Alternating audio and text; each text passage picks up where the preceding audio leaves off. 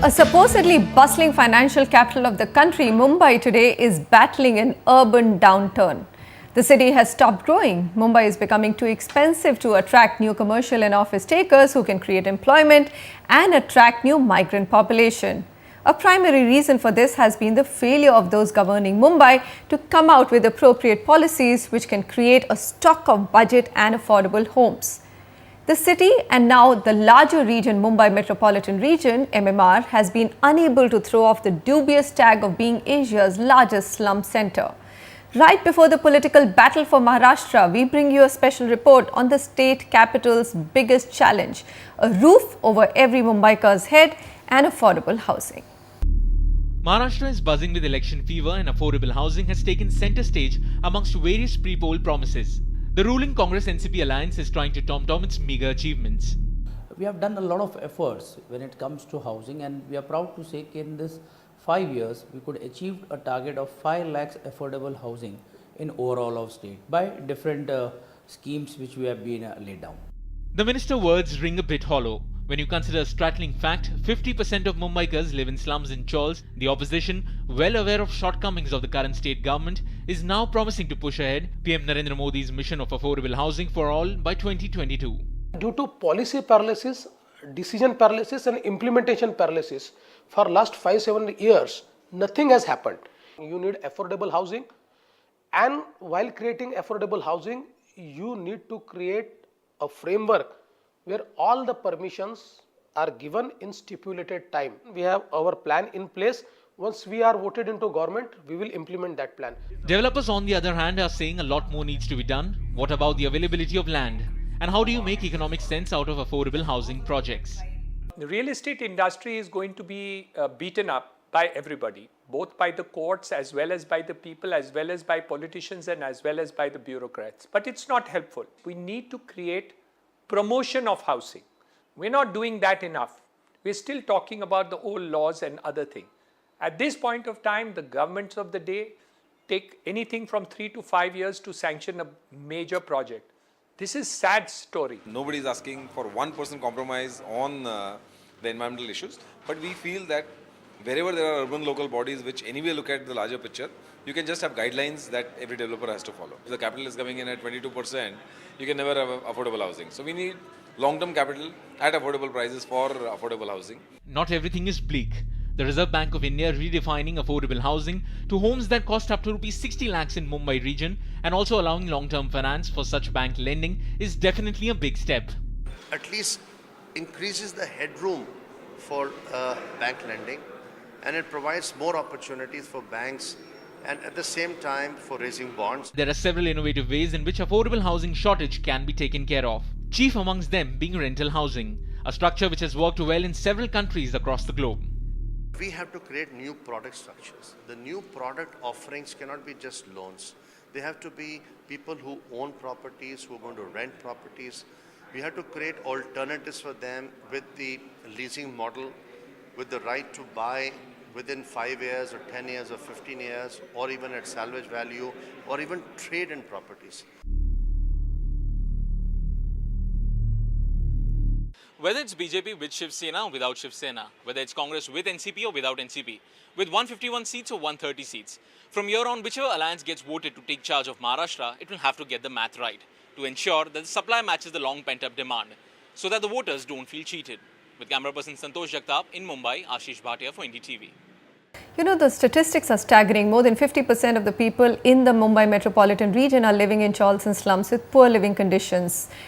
Why has no government in MMR has been able to resolve this huge concern? Joining me today to answer that, Nayan Shah, CEO and MD of Mayfair Housing and VP MCHI Credai. Also Om Ahuja, CEO Residential Services, JLL India.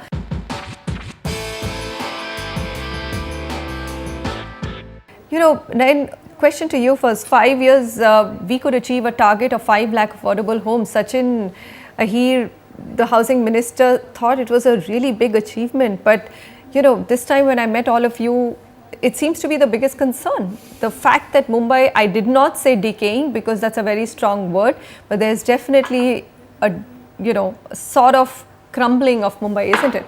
Manisha, you have hit on the nail.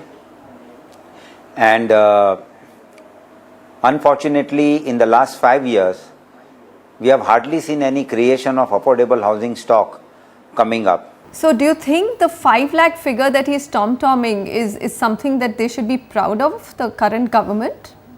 I have not seen those numbers of units transforming to affordable housing for that matter. That was a target that was set, but I don't think so.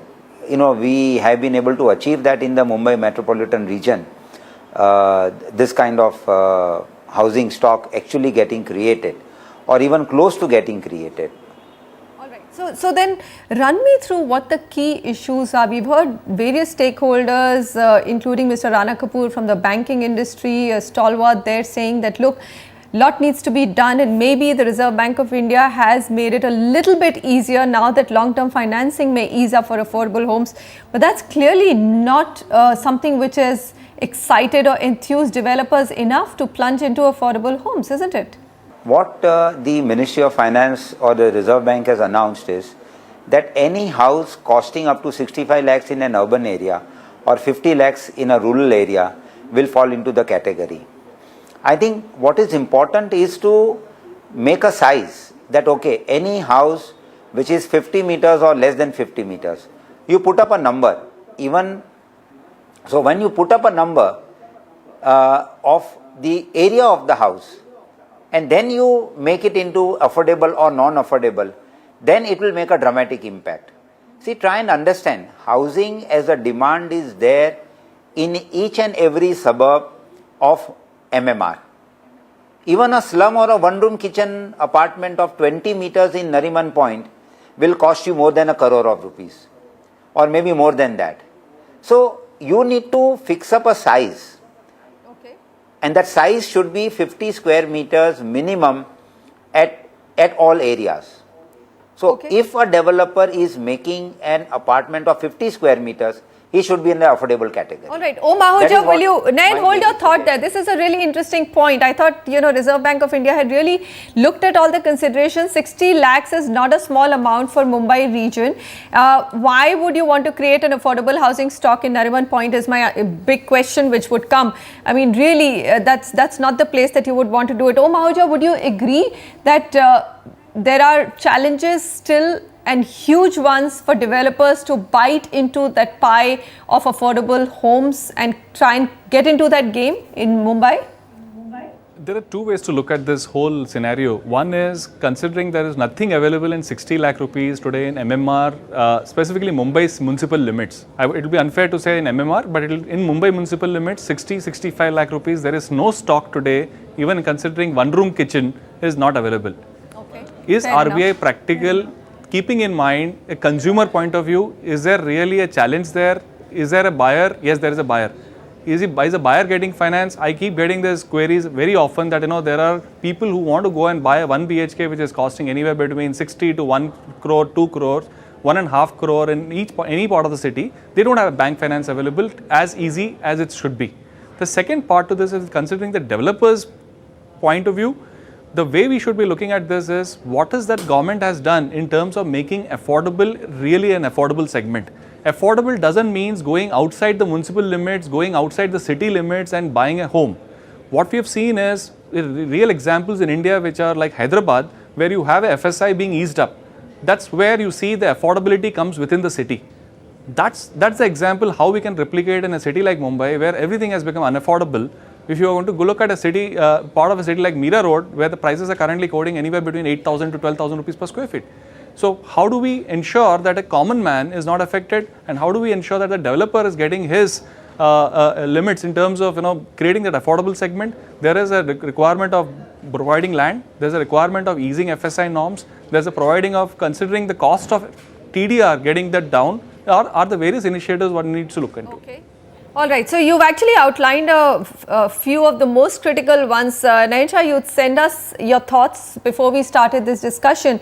Some of those were, of course, approvals in 60 days. I think just the fact that within the government there's zero recognition of the cost sensitivity or thin margins on affordable homes delays in approvals is hugely costly. Land is the second biggest challenge, FSI the third biggest challenge. Would you say these three are the biggest stumbling blocks, or is there anything else which makes this business harder?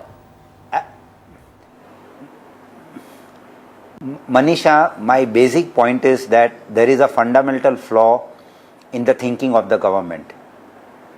You see, basically in Maharashtra, you have a housing department whose main responsibility is to ensure that housing is built wherever it is required by the people.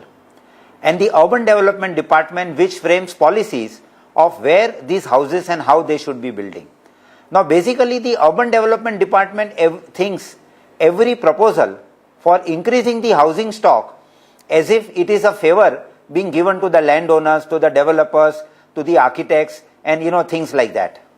Whereas actually, why should urban development department sit and decide as to what should be the FSI? See, the basic need comes from the housing department. The housing department is the person who really knows where is the pain. And whereas the urban development department decides, no, I am not going to allow this, I am going to allow this, I am going to allow the development in this particular manner. So the basic thing is that the housing department and the urban development department needs to be merged together, just as it has happened in the center also, number one. Number two, I think people require housing stock right at Nariman Point, Cherny Road, Grant Road, everywhere. See, there is a life ecosystem of anywhere from 5 lakh to 15 lakh people in each of these wards. No, I get that now, point. It is not necessary. Nayan Shah, I get that point. I think Om also supported your viewpoint that you don't have to go outside the municipal limits to get the housing stock. But, we don't have too much time on this discussion because we've done a long story capturing most of the details. Om Ahuja, this big concern which Mumbai developers have, and I tend to completely be on their side on this one. Why does every approval need the CM's permission? I mean, you have a urban development authority, and that comes directly under the chief minister. So there seems to be something not okay. The BJP government is saying that, look, we're going to ease up all of that. Do you think that if there is a change of guard in Maharashtra, things are likely to improve, especially because you also have a prime minister who's many times said that his vision is a Pakka housing for all by 2020? Well, I would say there are quite a few critical issues keeping in mind a consumer, a home buyer needs to be taken. We haven't seen those initiatives in the last 10 years of this government ruling the state. And a very respectable way of putting the things forward would be identifying those issues and getting a solution. What we keep debating, we keep discussing, we do a lot more brainstorming in this piece, but what we've seen is lack of urgency in terms of resolving these issues.